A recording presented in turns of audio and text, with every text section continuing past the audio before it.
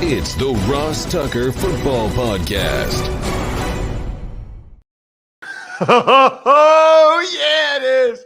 But it's not just any Ross Tucker Football Podcast. I would never do that to you, especially on a Finish Strong Friday, Picks Friday, Winners Friday, presented by DraftKings. Those guys are winners.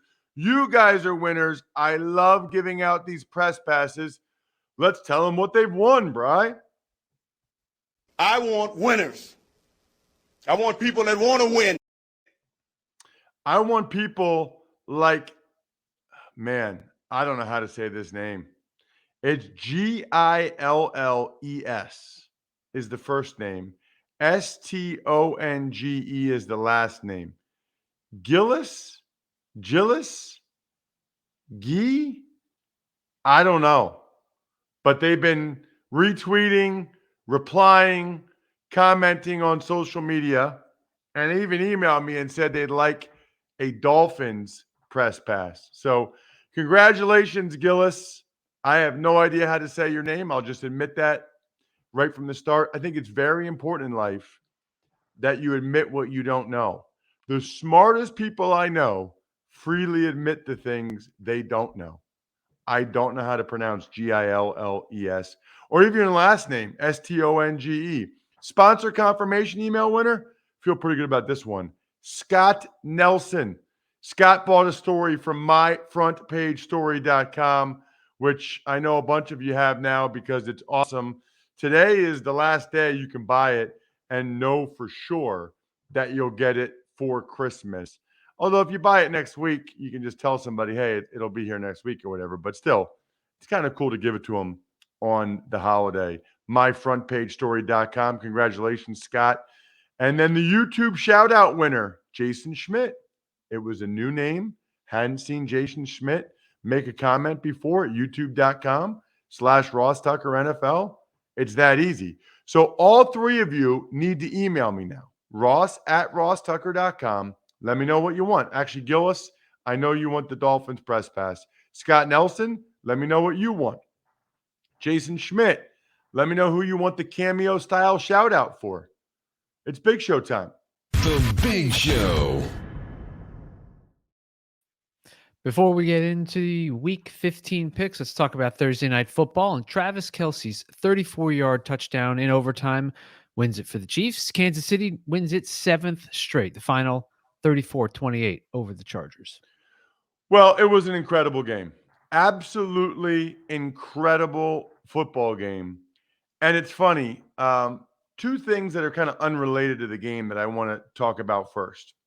Number one, when it was 28-21 Chargers with 2 minutes left, I distinctly remember thinking the only way I lose my even money bet, which was Chargers +3, is if the Chiefs score a touchdown here, the Chargers don't get a field goal, it goes to overtime, and the Chiefs score another touchdown.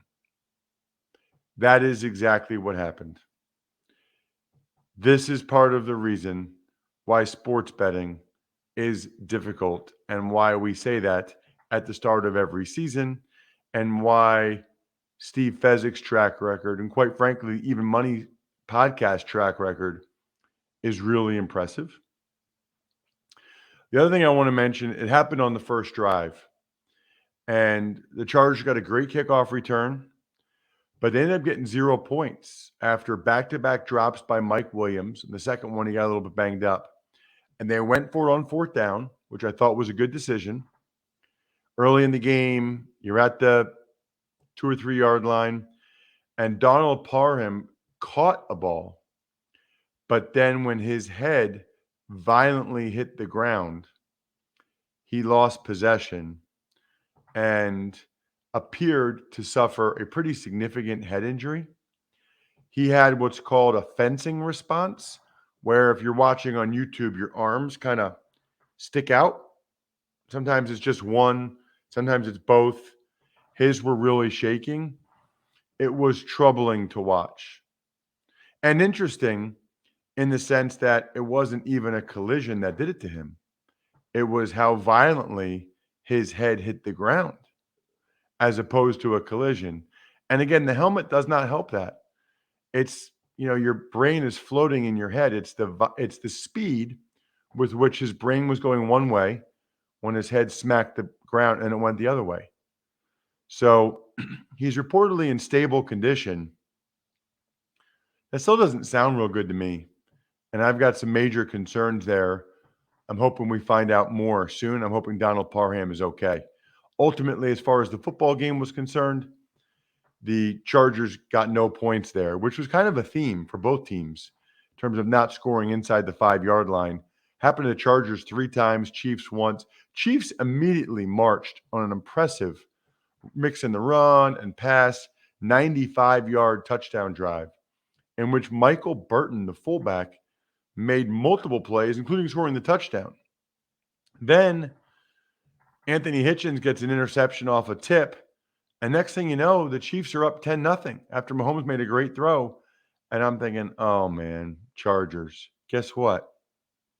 They battled. They came back really primarily on the ground. And then Herbert gets a rushing touchdown.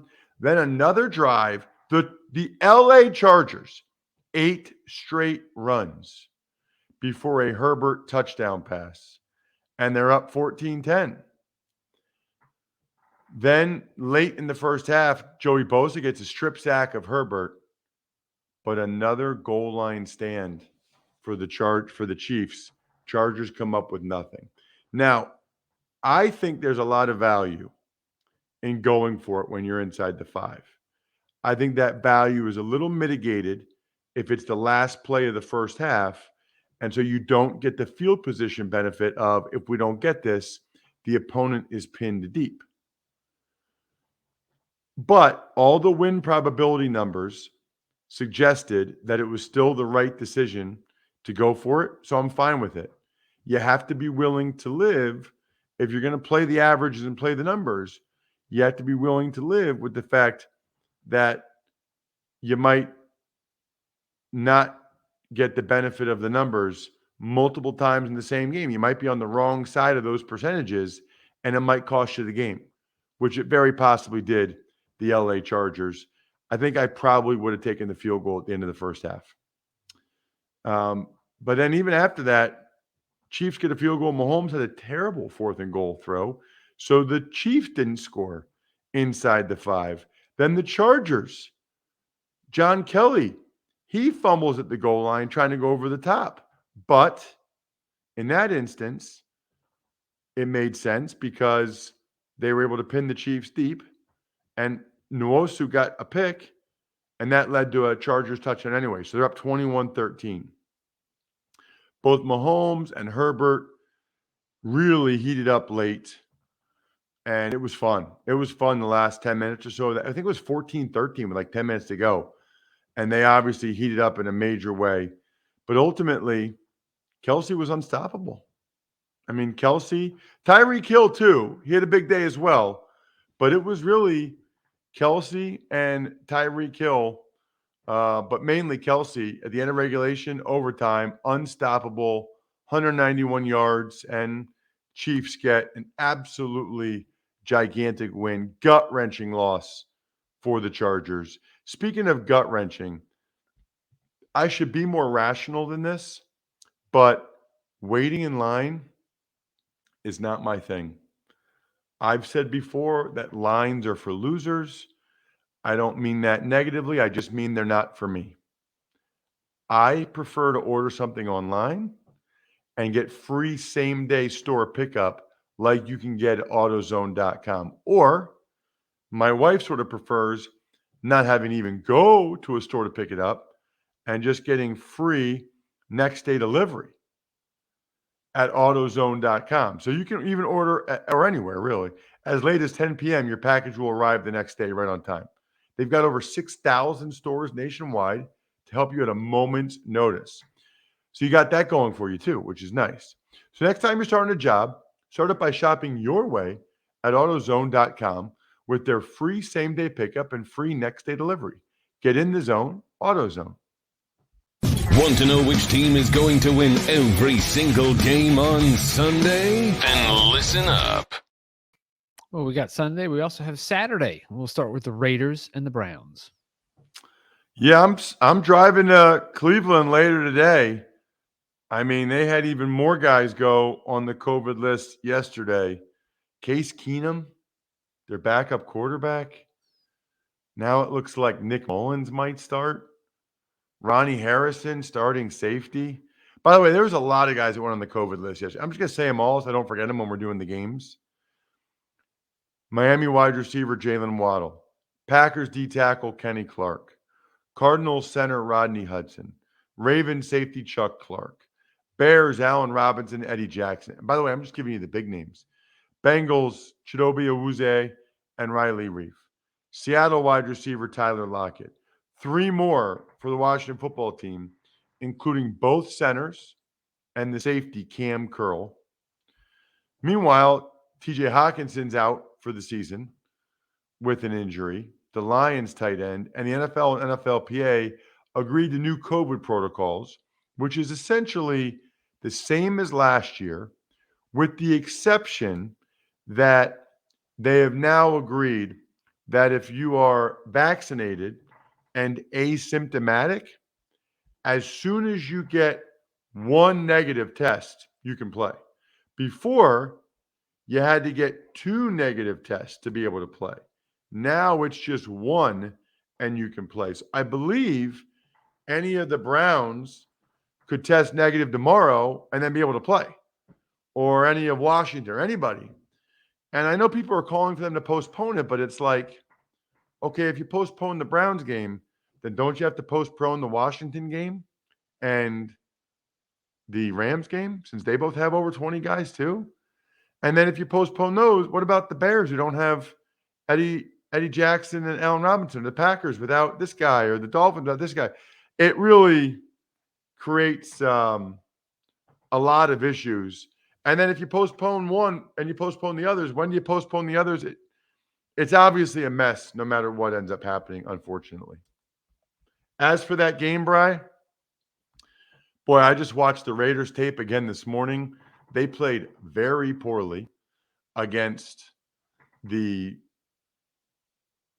Chiefs last week. They got to play better than that.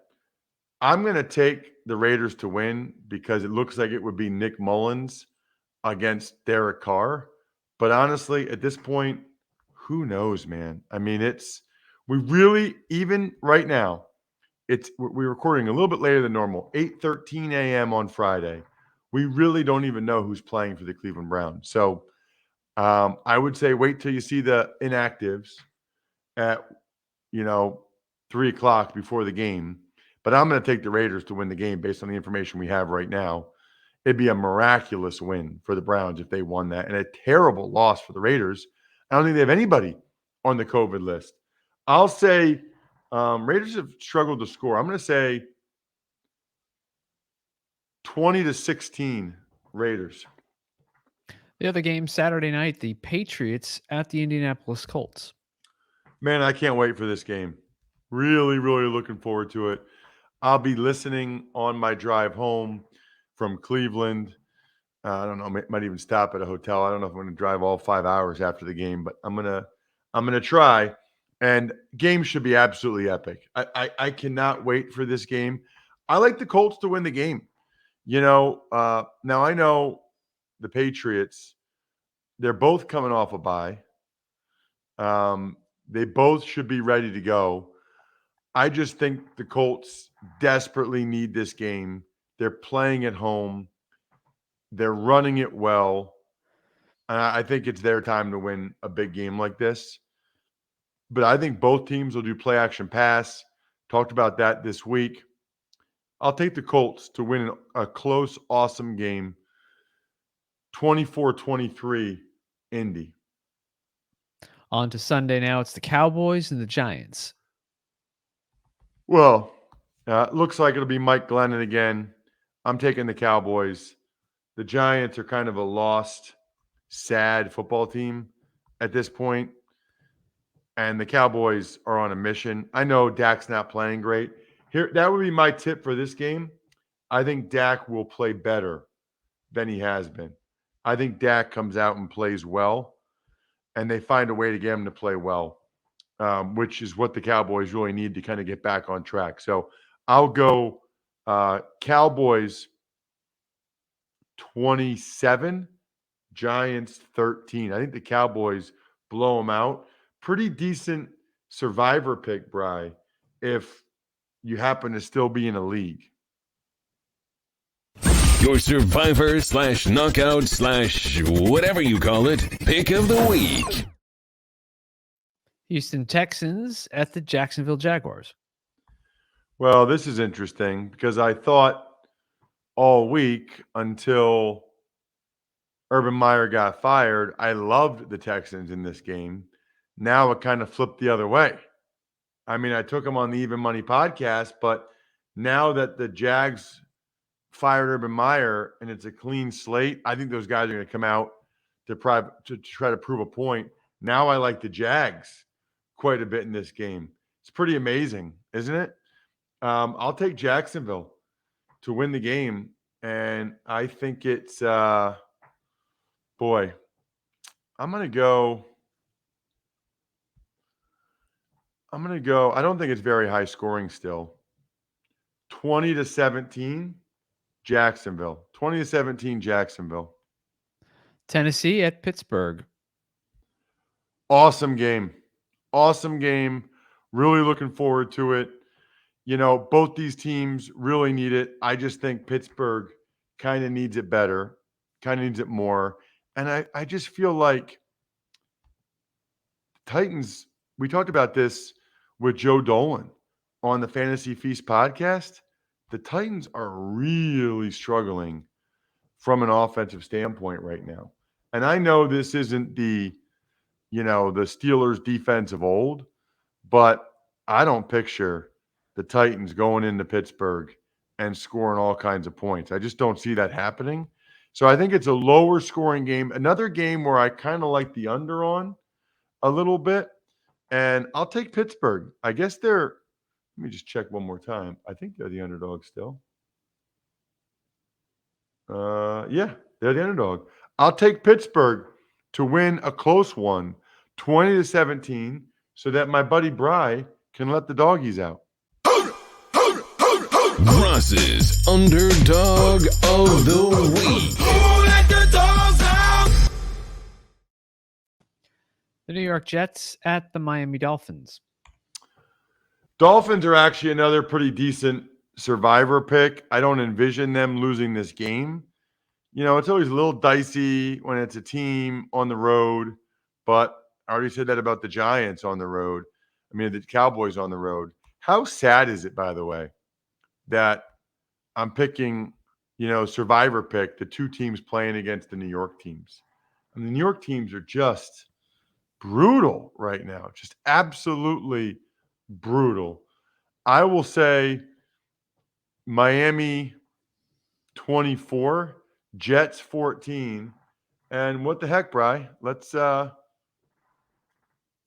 them up. People, your survivor / knockout / whatever you call it, pick of the week. You can lock up, by the way.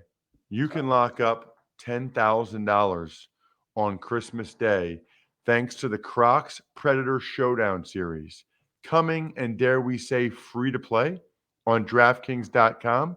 Draft the best lineup and a slice of 10 G's could be yours across 3 different contests. By the way, Crocs are amazing. I really, really, really hope Crocs advertising on the show for a long time because I love them. If you're watching Crocs Nation or people that work for Crocs, I love you. I love your footwear. I'm wearing the slides right now. Sandals are incredible. Love the clogs. We hope your future is full of comfort, possibly full of money.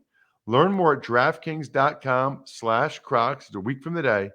Eligibility restrictions apply. See DraftKings.com for details. You locking up the Eagles at home against the Washington football team? Ooh. Well, I can see why people would do that, certainly, with all of the COVID issues that are going on right now with Washington.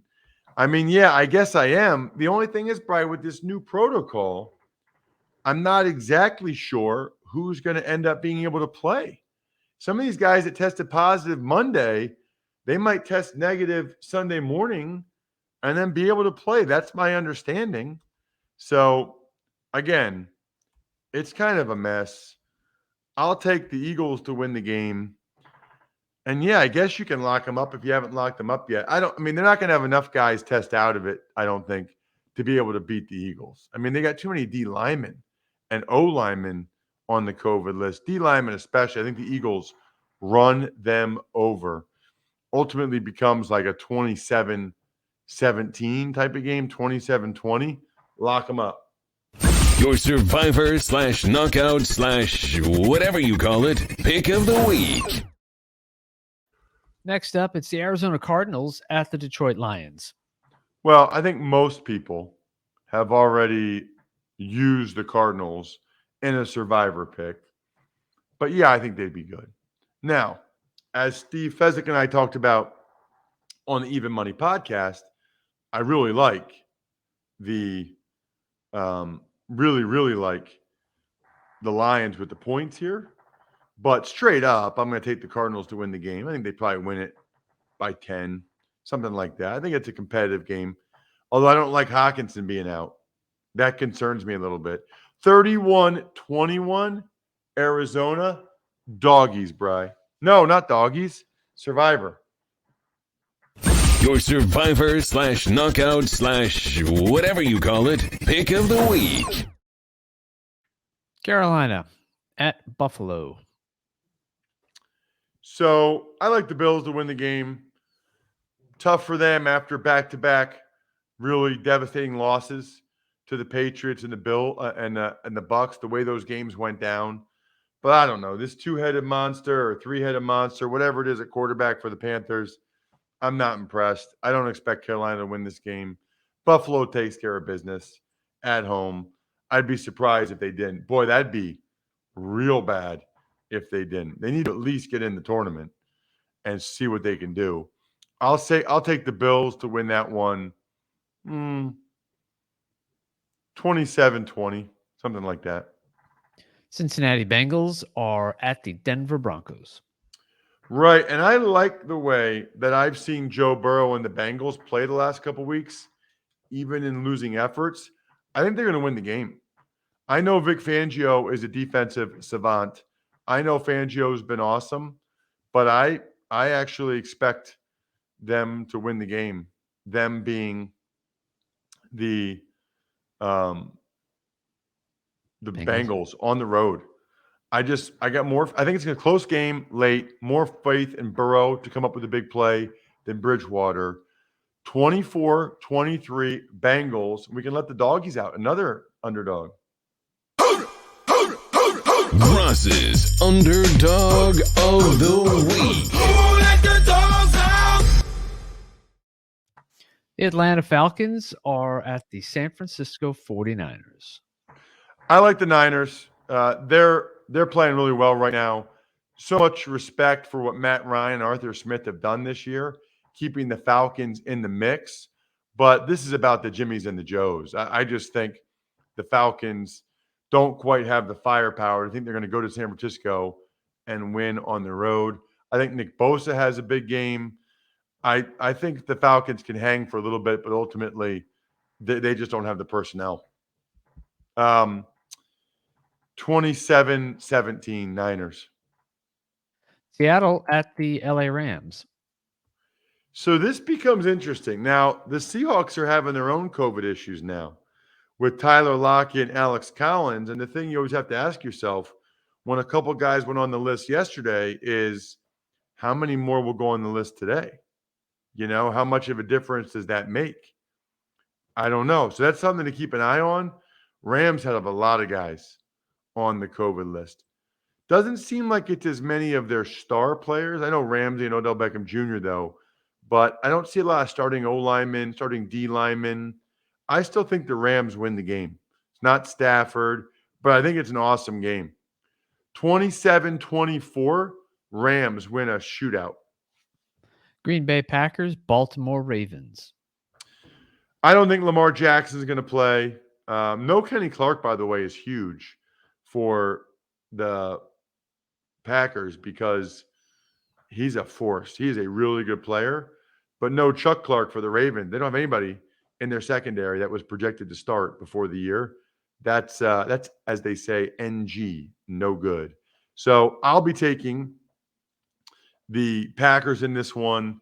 I don't think Lamar plays, so I'm not taking Tyler Huntley over Aaron Rodgers. Interesting, the two guys out with COVID, both Clarks. Chuck Clark, Kenny Clark. I don't know if there's any relation there. Maybe they were hanging out together. Maybe they got together. I don't know. But I do know I like the Packers to win the game. The way they've been playing, Rodgers, they got home field advantage on their mind. 27-17 Packers. I actually think they win by double digits. Sunday Night Football, the Saints and the Buccaneers.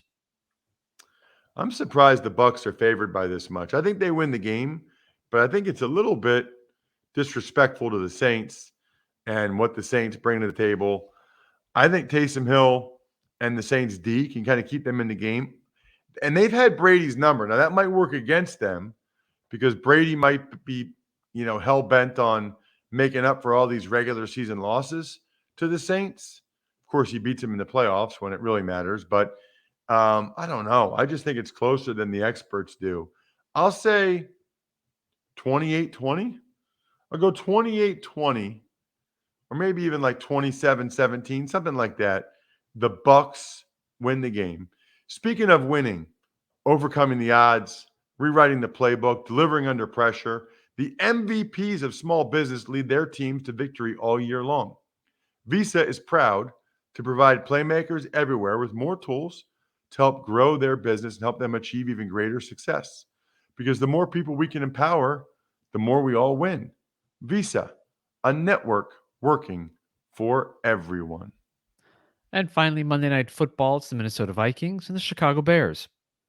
It's the Minnesota Vikings. So this line has moved quite a bit on, I guess, the Allen Robinson, Eddie Jackson news, it looks like. Because now that I look at it, it was like 3.5 before. Now it's up to 6. So I don't know if that's just because of those two guys, if they're expecting more spread with the Bears, or the fact that all three Bears coordinators are in the COVID protocol. I don't know. I just know I think the Vikings will win the game because they're just significantly better than the Bears right now. I hope Justin Fields and the Bears can keep it close for a while. I think they might. Vikings never blow out anybody. So 23-20 Minnesota. Shout outs are in order, Bri. Number one, for each and every one of you. I hope you guys have a great weekend. If you can catch me on the radio, that'd be awesome. Please be safe, whatever that means to you. Just be conscious of what you can do to be safe.